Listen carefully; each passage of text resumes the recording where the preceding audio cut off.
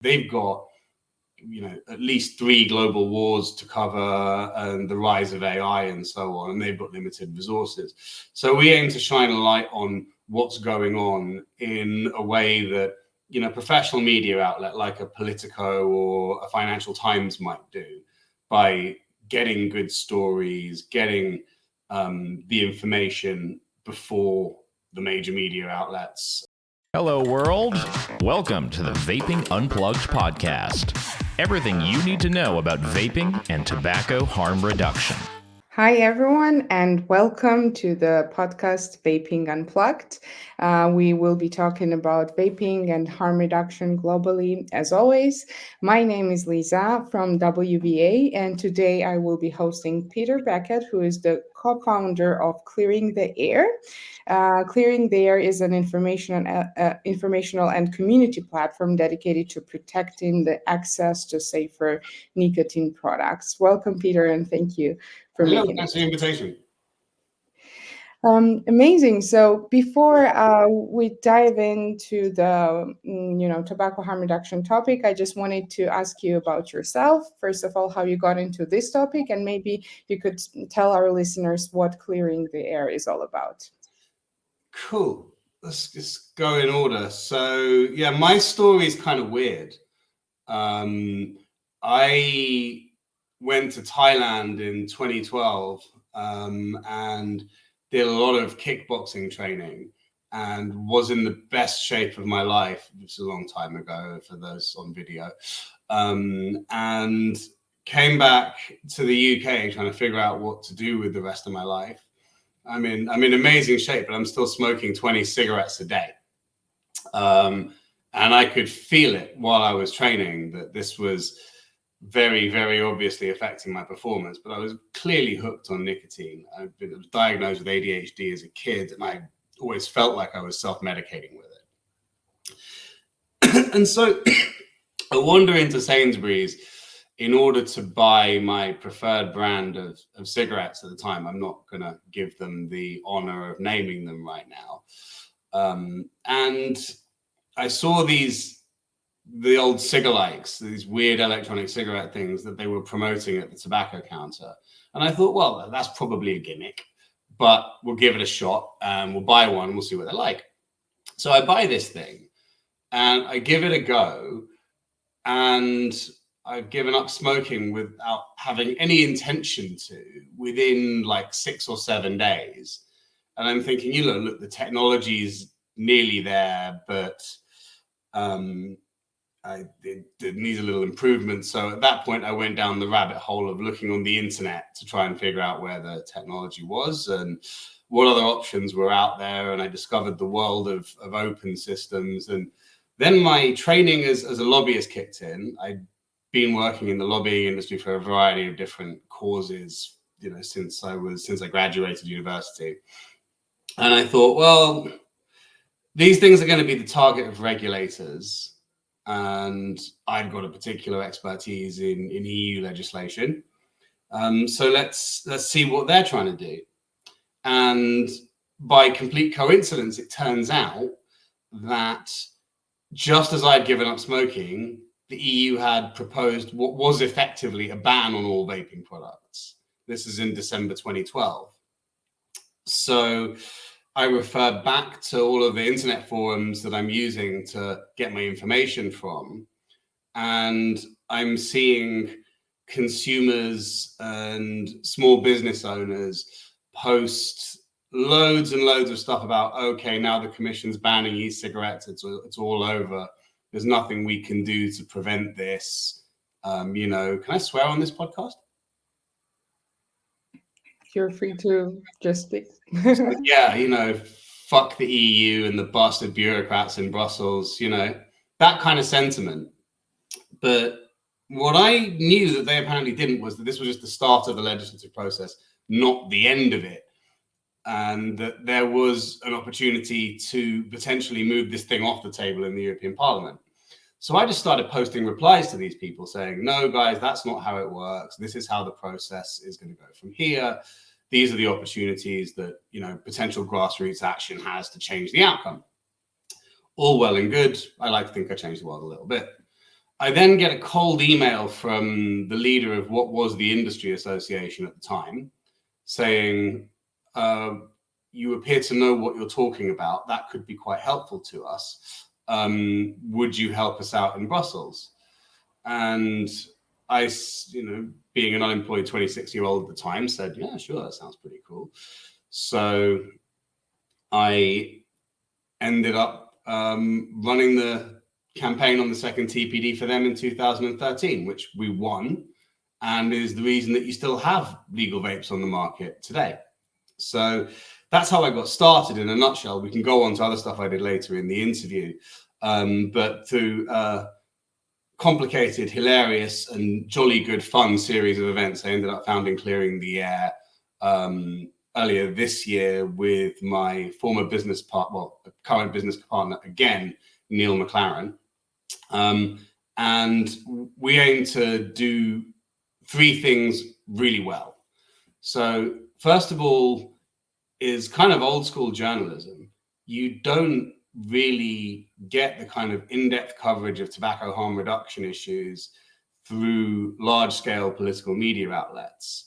That's not a criticism of those outlets. That's they've got at least 3 global wars to cover and the rise of AI and so on, and they've got limited resources.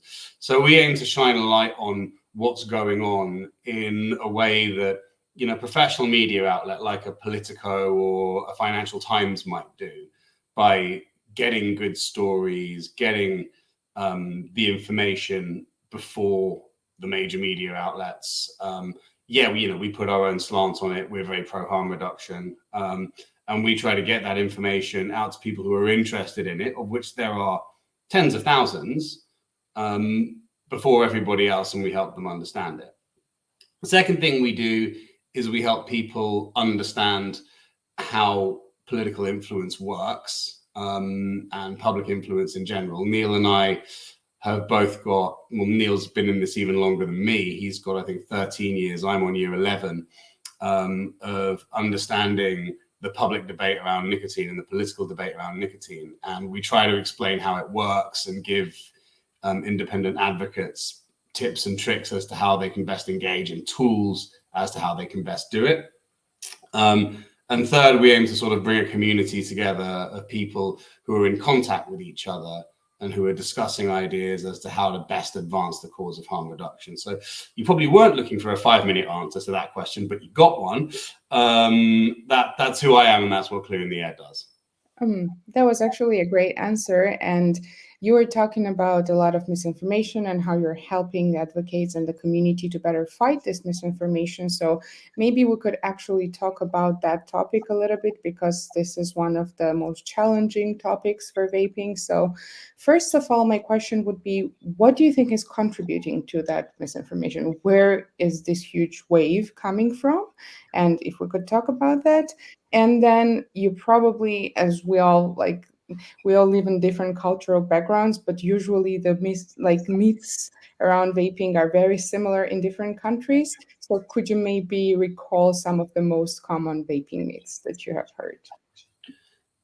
Well, I mean, I think both of those questions are quite well answered in one story, really. And that's the story of EVALI, as they now call it, in the United States. We're Clearing the Air primarily focuses on Europe, but I think this kind of encapsulates both questions. So there are a number of teenagers who have tragic lung failure in the US, who report using vaping products, largely unspecified as to which kind. And the media picks this up and thinks, one, this is clearly a story. They're not wrong. It is a story. But two, what's my hook? Because your average reader doesn't take that much time to take in the story. At the time, Juul is surging in terms of sales in the US and is this sort of media undercurrent running through the public discourse on vaping.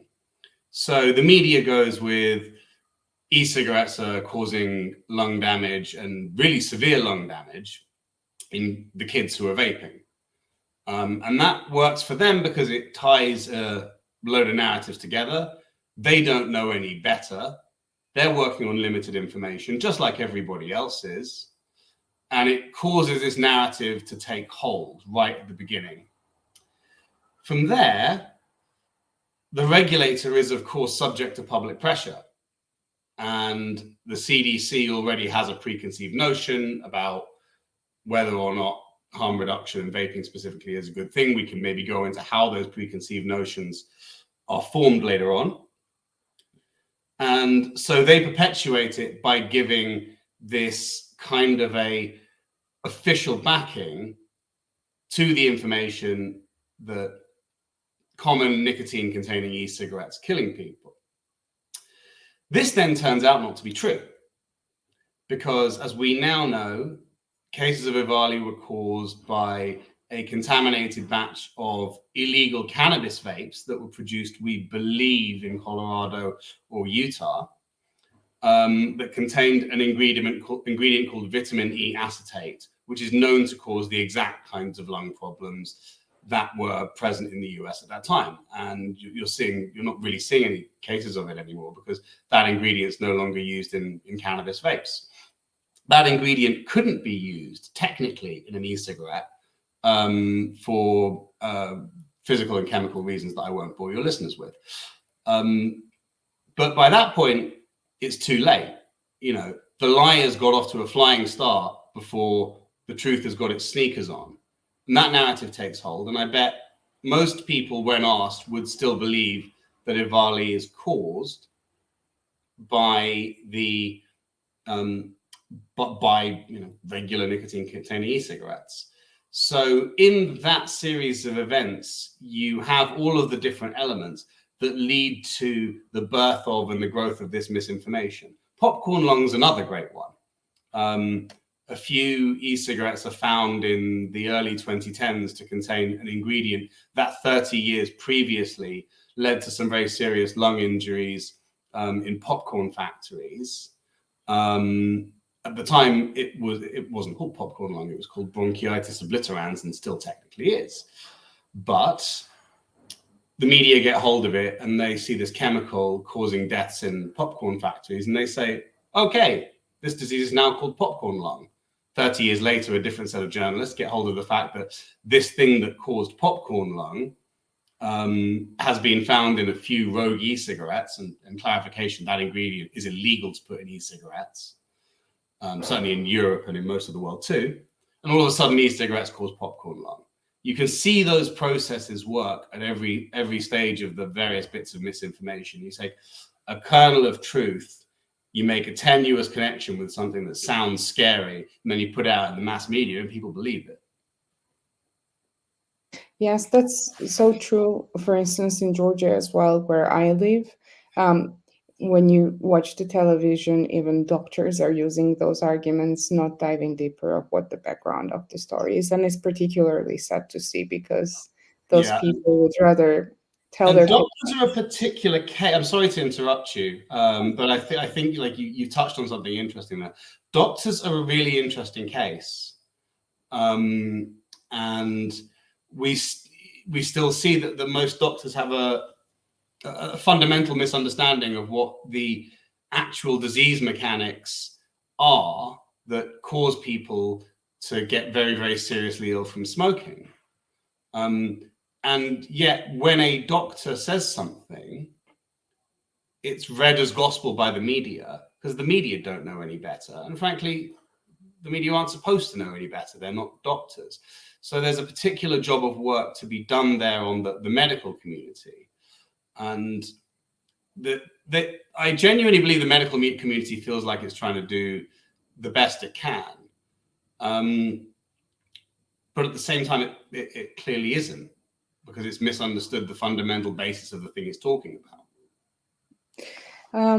Yeah, that's really sad to see. But despite those facts and all the misinformation, we still see the countries where harm reduction is endorsed and they're succeeding at decreasing the smoking rates. And we see the countries where there's completely opposite situation with really hostile bans and restrictions on less risky nicotine alternatives, and there is different situation there. So as someone who's working on policy and informing consumers about different policy changes around the globe, could we talk about probably the best performing countries when it comes to harm reduction, and maybe you have case studies or like examples of the worst countries which are very hostile and not really progressive when it comes to harm reduction?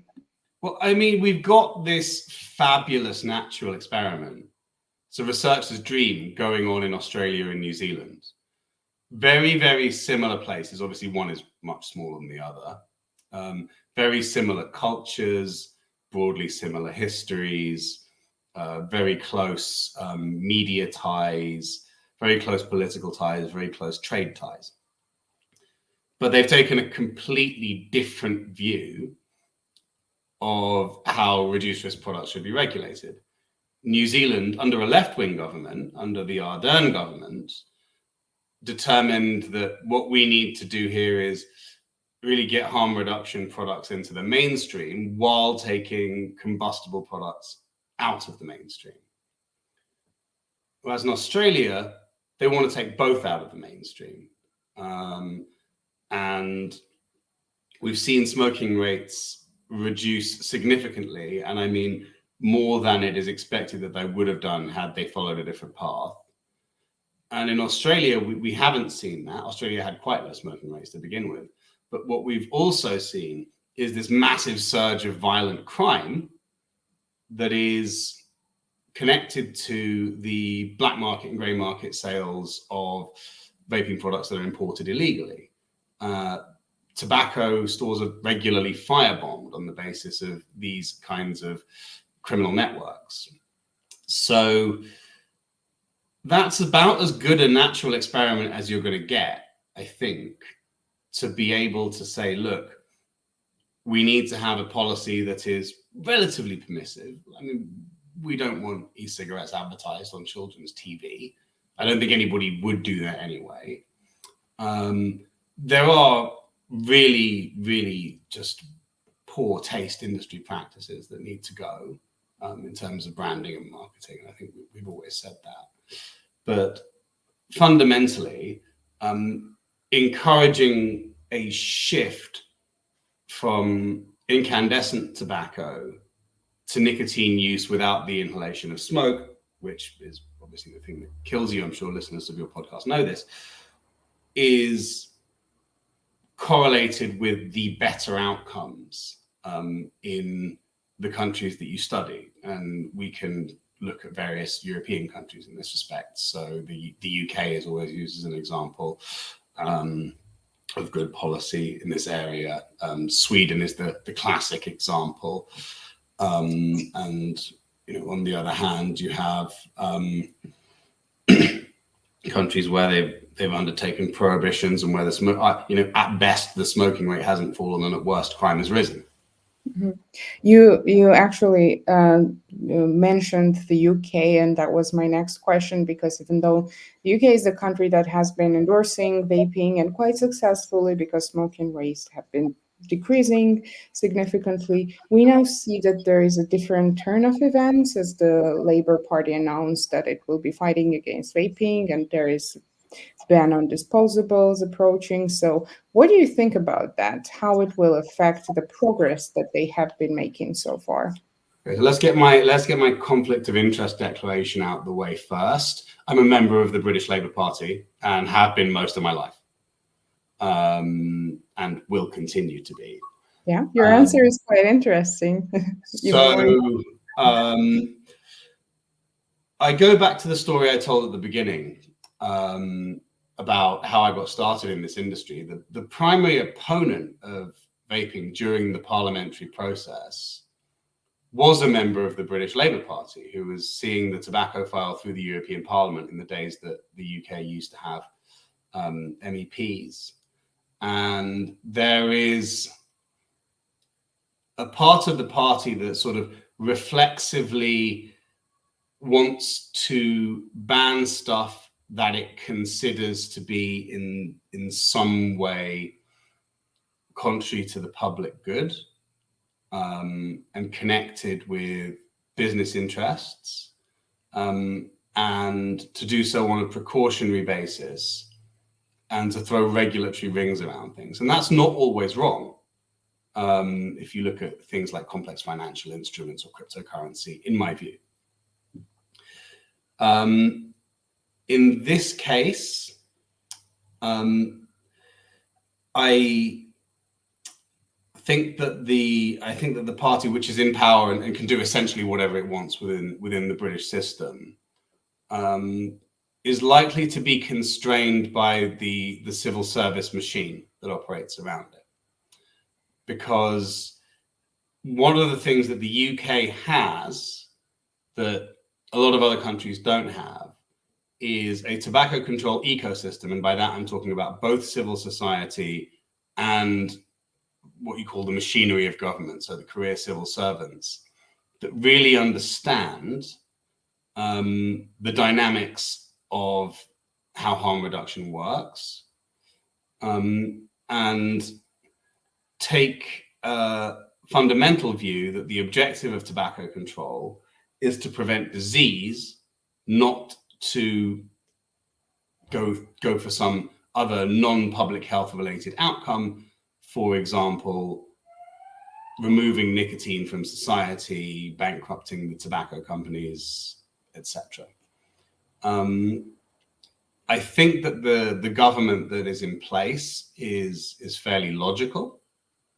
And I think that with the right understanding and the right advocacy, as the UK has traditionally been very good at doing in this sector, will come to a place which, while not perfect, will not be as disastrous as a lot of people have posited. The disposables ban is unfortunate, possibly a little short-sighted, but fundamentally not as damaging as a wide-ranging flavor ban would be. And I think that they'll think much more carefully about doing something like that. Yeah, let's hope that the consumers in the UK will keep having an access for less risky nicotine alternatives, and it will be showing us how actually harm reduction works. I also you've mentioned that you've been working on a TPD in the previous years, so I also wanted to ask you about your expectations from the upcoming TPD in the EU. So let's shift towards the EU a little bit now. So we've been reporting a lot on the TPD, and I think before I go into what we're finding, I think I need to give a sort of 30-second primer on how this works, because it goes very slowly and it can be a little bit confusing at times to people who are normal and don't obsess over this stuff. So a proposal will come from the European Commission, and they are career civil servants. And it will be sent to the European Parliament on the one hand, and the governments of the 27 EU countries on the other, who will then amend and pass it into law. At the moment, we are waiting for a proposal from the Commission. And what our reporting has shown, and what it will show in the next few days as we publish some of the additional information that we've got over the summer, is that it seems that the Commission is trying to stack the deck in favor of what it would call tough action on all nicotine products. I think it's very clear that a flavor ban will be proposed, and it will look something like it looks in the Netherlands, which will be a positive list of flavors, the flavoring components that you can use. I think they'll have a go at banning pouches. They just see that as a loophole to be closed. And they may also come up with some fun stuff that we haven't thought about. We know that because in our investigations, what we're finding is that the Commission is only hiring people to undertake the preparatory work ahead of publishing that proposal that it knows agrees with its policy position. So among the consortium of companies and NGOs that are preparing the report on which the Commission will base its legislative proposal are plenty of people who have openly advocated for flavor bans and bans of all other different types in the immediate past. So we know what they think. We know what the Commission thinks. And what the Commission publishes is likely to be pretty bad. There's a sense of institutional capture over there, which isn't abating, and I don't think is likely to abate among the professional civil service element of the Commission. Now, we could talk about the political element of the Commission, which is the College of Commissioners, but I won't go there right now because I think it's unlikely to change. When it gets then to the member states and the European Parliament, that's when the views of actual people matter. That's when the debate becomes public. That's when public hearings are held. That's when public pressure works. And if there's one thing that we want to do at Clearing the Air, it's making sure that grassroots groups like you guys, but like the countless others that exist, are ready and they know how to engage and they're effective. And that's the thing that will determine whether or not we end up in a Commission-style worst-case scenario, or whether we end up with something that's a little bit more restrictive than what we have now, but which continues to allow a reasonable level of access for adults. Mm-hmm. So there is a big fight ahead, and that's where it will be important for all the vapers and community to unite and actually share their stories and talk about how vaping helped them and how less risky nicotine alternatives help them. And I'm slowly shifting to the last part of the interview. Just before you go on, that's exactly how this worked last time. So in 2013, the Commission wanted, they insisted it wasn't a ban, but it was a ban. If you're interested, we can go into why that was, but it was a ban. And members of the European Parliament started out thinking that they would just wave through what the Commission had proposed. But there was a very, very strong campaign, very strong grassroots campaign among consumers that completely turned the tide. And it's that is the reason that in Europe today we still have decent access to reduced risk nicotine products and safer nicotine products. Mm-hmm. And that's what we need to do again. We know what the playbook is. Okay, so as the final question and as the sum up to the interview, what would be your advice and probably encouragement towards the community and the vapers with the upcoming fights that we have, especially in the EU and the TPD? So we've got a lot of information on this on our website. Quick plug: clearingtheair.eu. We have daily stories that allow you to keep yourself informed, and we try and write them in a non-technical way so that you don't have to be obsessive like we are.